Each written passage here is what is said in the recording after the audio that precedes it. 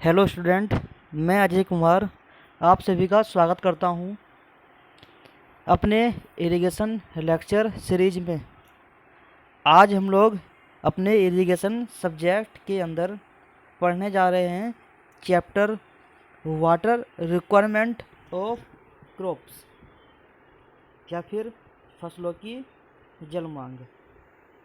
ये आपका बहुत ही इम्पोर्टेंट चैप्टर है इरिगेशन इंजीनियरिंग के अंदर, और आज हम लोग इसी चैप्टर के बारे में पूरा परिचय कराएंगे और इसके बारे में ही स्टडी हम लोग आज करने जा रहे हैं। तो अगर मैं इस चैप्टर की बात करूं तो काफ़ी आसान है और इसमें से बहुत से इम्पोर्टेंट क्वेश्चन हैं जो एग्ज़ाम में पूछे जाते हैं। आइए हम लोग अपने इस चैप्टर की स्टार्टिंग करते हैं। तो अगर मैं सबसे पहले टॉपिक की बात करूं तो यहाँ हमारा सबसे पहला टॉपिक है फसलों के प्रकार, टाइप्स ऑफ क्रॉप। जो हमारी फसलें होती हैं वो कितने प्रकार की होती हैं और इन्हीं फसलों के आधार पर हमको सिंचाई करने के लिए कितने वाटर की आवश्यकता है। तो ये काम बाद में होता है कि हमको कितने इरिगेटेड वाटर की रिक्वायरमेंट होती है। पहला हमारे पास मेन काम ये है कि हम लोग स्टडी कर लें एक बार कि जो फसलें होती हैं वो कितने कितने प्रकार की होती हैं। तो यहाँ पर फसलों को दो भागों में डिवाइड किया गया है, जिसमें नंबर एक उपभोग के आधार पर फसलें अकॉर्डिंग टू यूजेस। तो उपभोग के आधार पर फसलों को दो पार्ट में डिवाइड किया गया है, जिसमें फर्स्ट नंबर हमारा है खाद्य फसलें या फिर फूड क्रॉप्स। जो इस प्रकार की फसलें होती हैं वो हमारे रोज़मर्रा के जीवन में खाने के लिए प्रयोग की जाती हैं, या फिर ऐसे फसलें जिनका इस्तेमाल हम रोज़ाना अपने खाने पीने में इस्तेमाल करते हैं, वो फसलें खाद्य फसलें कहलाती हैं। जैसे गेहूँ, चावल, ज्वार, बाजरा, जौ आदि, ये सभी खाद्य फसलें हैं। नंबर टू जो मेरी फसलें आती है नकदी फसलें, इसे हम लोग यहाँ पर कह सकते हैं कैश क्रॉप। जिन फसलों के उत्पादन का मुख्य उद्देश्य केवल इनको बेचकर नकद धन प्राप्त करना होता है, या फिर ऐसी फसलें जिनको बेचने के बाद हमको नकद धन की प्राप्ति होती हैं, ऐसी फसलें नकदी फसलें कहलाती हैं। जैसे गन्ना, चाय, तंबाकू, कपास, रबड़ आदि, ये कुछ मुख्य नकदी फसलें हैं। अब जो मेरा दूसरा भाग है फसलों के प्रकार का, वो हमारा है कि मौसम के आधार पर फसलें अकॉर्डिंग टू सीजन, कि मौसम के आधार पर फसलों को कितने भागों में डिवाइड किया गया है। तो मौसम के आधार पर फसलें हमारी तीन प्रकार की होती हैं, जिसमें नंबर एक, इसमें जो हमारी सबसे पहली फसल आती है वो हमारी है खरीफ की फसलें, खरीफ क्रॉप। तो अगर मैं खरीफ की फसलों की बात करूं तो इनका समय होता है अप्रैल महीने से सितंबर महीने के बीच में, या फिर हम लोग कह सकते हैं ऐसी फसलें जो अप्रैल महीने में बोई जाती हैं और सितंबर के महीने में काट ली जाती हैं, तो वो फसलें खरीफ की फसलें कहलाती हैं। इन फसलों को गर्मी की फसलें भी कहते हैं, या फिर इन्हें सावनी फसलें भी कहते हैं। इन फसलों का जो समय होता है वो 183 दिन का होता है, और इन फसलों के लिए अधिक सिंचाई की आवश्यकता पड़ती है। इस फसलों के जो एग्जाम्पल है हमारे, वो मक्का, धान, ज्वार, बाजरा आदि है। नंबर 2 जो मेरी फसल आती है इसके अंदर, वो हमारी है रबी की फसलें या फिर रबी क्रॉप्स। तो अगर मैं रबी की फसलों की बात करूं तो इन फसलों का जो समय है वो अक्टूबर महीने के शुरुआत से और मार्च महीने के अंत तक होता है, और इन फसलों का समय भी लगभग 182 दिन लिया जाता है। लेकिन इन फसलों के लिए सिंचाई की आवश्यकता कम पड़ती है। रबी की फसल के अंदर हमारे गेहूँ, चना, जौ, मटर, सरसों आदि आते हैं। थर्ड फसल की अगर मैं बात करूं तो उसे हम लोग कहते हैं 12 मासी फसलें, 12th मंथ क्रॉप। तो ऐसी फसलें जिनका समय 10 महीने से लेकर 12 महीने के बीच में होता है। ये फसलें फरवरी में बोई जाती हैं या फिर मार्च में बोई जाती हैं, और दिसंबर तक इन फसलों को काट लिया जाता है, जैसे गन्ना। अब जो मेरा नेक्स्ट टॉपिक है वो हमारा है महत्वपूर्ण सिंचाई शब्दावली। सिंचाई से जुड़ी हुई कुछ छोटी छोटी परिभाषाएं हैं जिनको एग्जाम में भी काफ़ी बार पूछा गया है, और इन्हीं शब्दावलियों को, इन्हीं परिभाषाओं को हमको बारीकी के साथ पढ़ना है और इनको स्टडी करना है। जिसमें जो मेरी सबसे पहली परिभाषा आ रही है वो हमारी यहाँ पर है कोर काल या फिर कोर पीरियड। तो जब बीजों का अंकुरण होता है या फिर जब हमारा पौधा कुछ सेंटीमीटर बड़ा हो जाता है तो पौधे को पानी की आवश्यकता पड़ती है, और यही समय हमारा फसल का कोर काल या फिर कोर पीरियड कहलाता है। कोर काल हमारा 2-4 सप्ताह ही लिया जाता है, केवल 2 से 4 वीक के बीच में ही कोर पीरियड को लिया जाता है। नंबर 2 जो मेरी परिभाषा है वो हमारी यहाँ पर है कोर सिंचाई या फिर कोर वाटरिंग। कोर वाटरिंग का मतलब ये है कि फसल को बोने के बाद जो फसल की पहली सिंचाई होती है उसको ही हम लोग कोर वाटरिंग कहते हैं। थर्ड शब्दावली की अगर मैं बात करूं तो उससे यहाँ पर हम लोग कहते हैं कोर गहराई या फिर कोर डेप्थ। तो कोर सिंचाई में पानी की गहराई ही कोर गहराई कहलाती है। मतलब कोर वाटरिंग में जो मेरी पानी की गहराई होगी वही हमारी कोर गहराई कहलाती है। नंबर 4 पलेवा सिंचाई या फिर पलेओ वाटरिंग। बीज बोने से पहले जो खेत की सिंचाई की जाती है उसे ही हम लोग पलेवा सिंचाई कहते हैं। खेत की यह पहली सिंचाई नमी प्रदान करने के लिए दी जाती है। समय गुणांक या फिर टाइम फैक्टर, ये हमारा 5th पॉइंट है। इसका मतलब ये है कि नहर में आने वाले पानी के दिनों की संख्या को फसल के लिए गए पानी की आवश्यक दिनों की संख्या के अनुपात को ही नहर का समय गुणांक कहते हैं।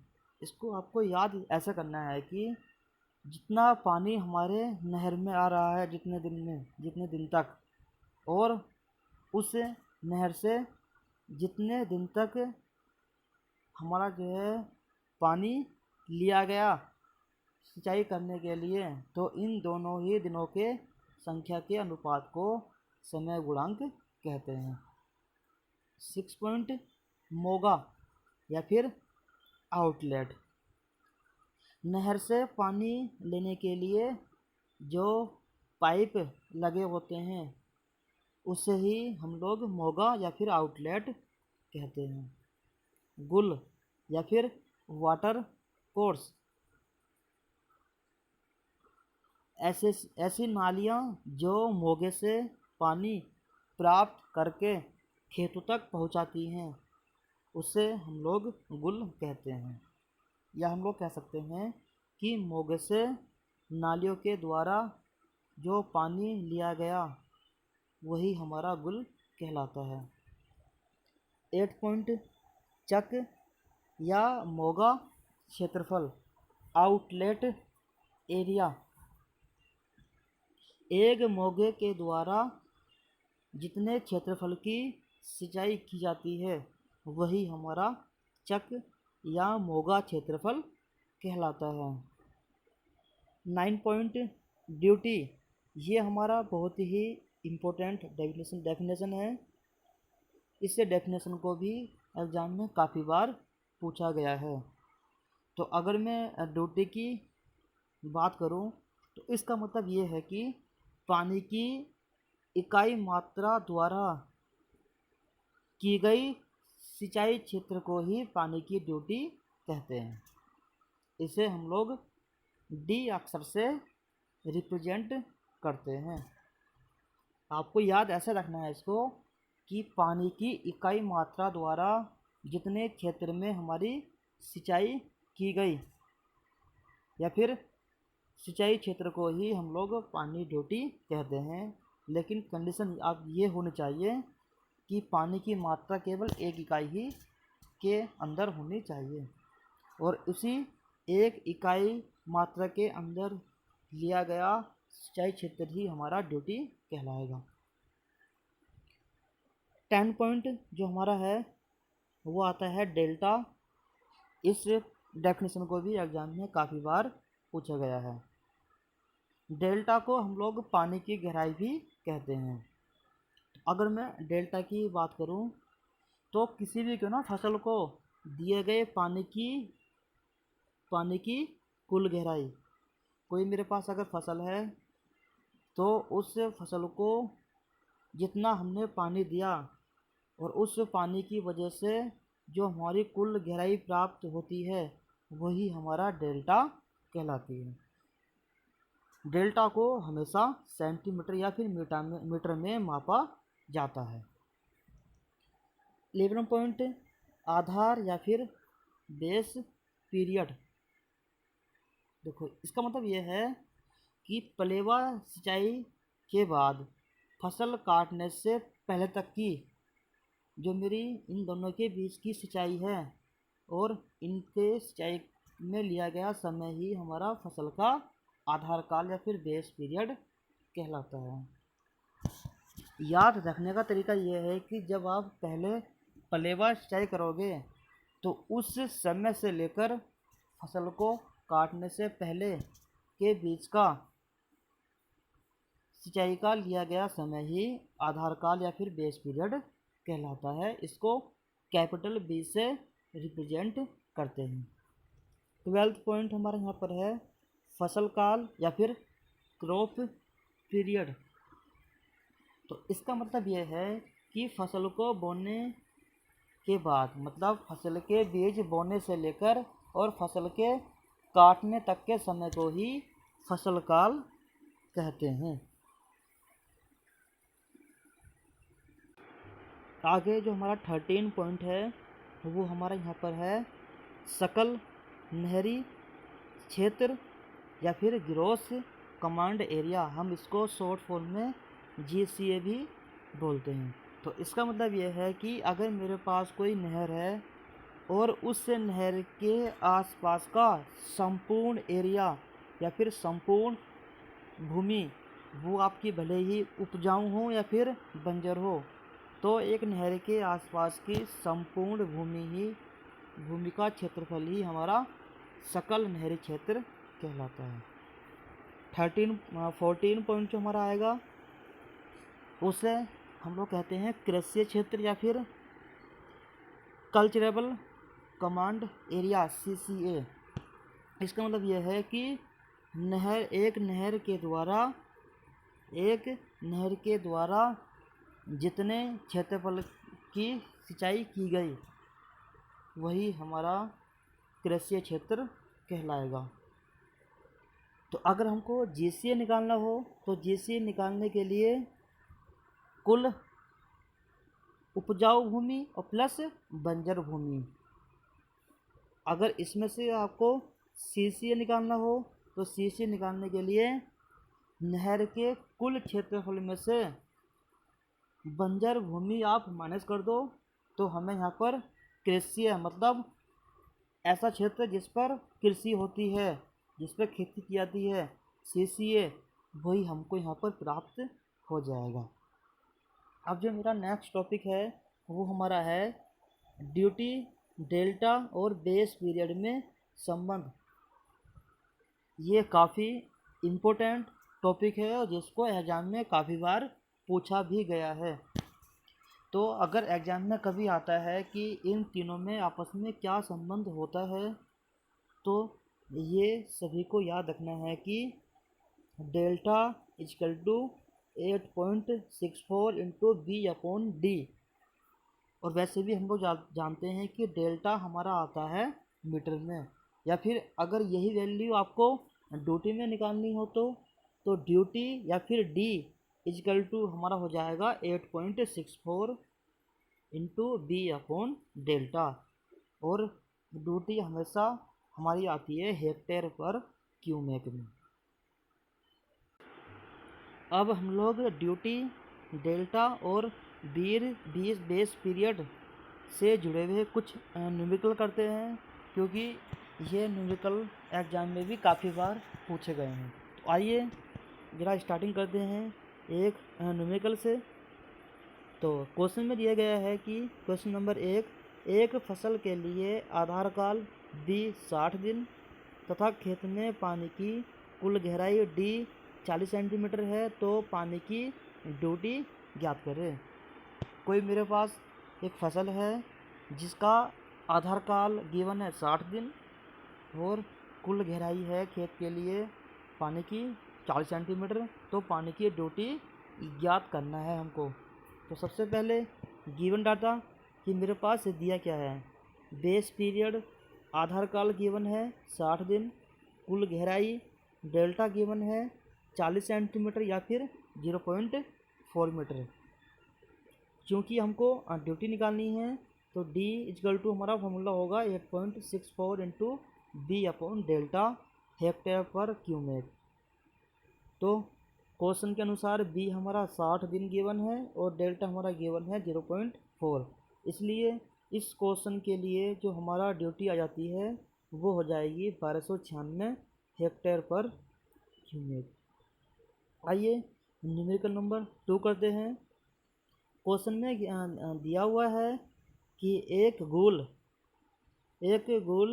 के लिए सकल क्षेत्रफल 500 हेक्टेयर है, जिसका 80% कृषि सिंचाई क्षेत्रफल है, और गेहूं व धान के लिए सिंचाई की तीव्रता क्रम से 30% और 12% है। यदि गेहूं के लिए कोरकाल 3 सप्ताह और दूसरे धान के लिए कोरकाल 2 सप्ताह हो तो पानी की गहराई ज्ञात कीजिए। पहले जरा थोड़ा क्वेश्चन समझने की हम लोग कोशिश करते हैं। एक गोल है, उस गोल के द्वारा जो सिंचाई की जाती है वो हमारे पास क्षेत्रफल है 500 हेक्टेयर, जिसमें से केवल 80% ही कृषि के लायक है, और इसी कृषि में हमने केवल यहाँ पर 2 फसल बोई हुई है, एक गेहूँ और एक धान, जिनकी तीव्रता है 30% और 12%। जिसमें से गेहूँ के लिए जो मेरा समय है कोरकाल वो 3 सप्ताह है और धान के लिए 2 सप्ताह है। तो हमें पानी की कुल गहराई ज्ञात करनी है। तो सबसे पहले अगर हम क्वेश्चन को सॉल्व करेंगे तो देखते हैं कि मेरे पास कौन कौन सी वैल्यू दी हुई है। तो हमारे पास यहाँ पर दिया है कुल क्षेत्रफल जो हमारे पास है जिसे हम लोग बोलते हैं GCA 500 हेक्टेयर, जिसमें से कुल कृषि सिंचाई क्षेत्रफल मतलब कितने भाग में केवल हमारी खेती हो रही है वो हमारा यहाँ पर है GCA का 80%। तो जहाँ पर जो मेरी वैल्यू आ गई है 400 हेक्टेयर, मतलब 500 में से केवल 400 हेक्टेयर मेरे पास भूमि ऐसी है जिस पर गेहूं और धान की खेती की जा रही है, जिसमें हमारा गेहूं के लिए जो क्षेत्रफल है वो है 30%। मतलब कि जितने भाग में हमारी सिंचाई हो रही है या कृषि हो रही है तो उसका हमें यहाँ पर लेना है 30% गेहूं का, और 12% हमें यहाँ पर लेना है चावल का या फिर धान का। तो जिससे हमें यहाँ पर वैल्यू मिल गई है गेहूं के लिए जो मेरे पास क्षेत्रफल आ गया है वो 120 हेक्टेयर आ गया है, और 40 हेक्टेयर मेरे पास यहाँ पर आ गया है चावल के लिए।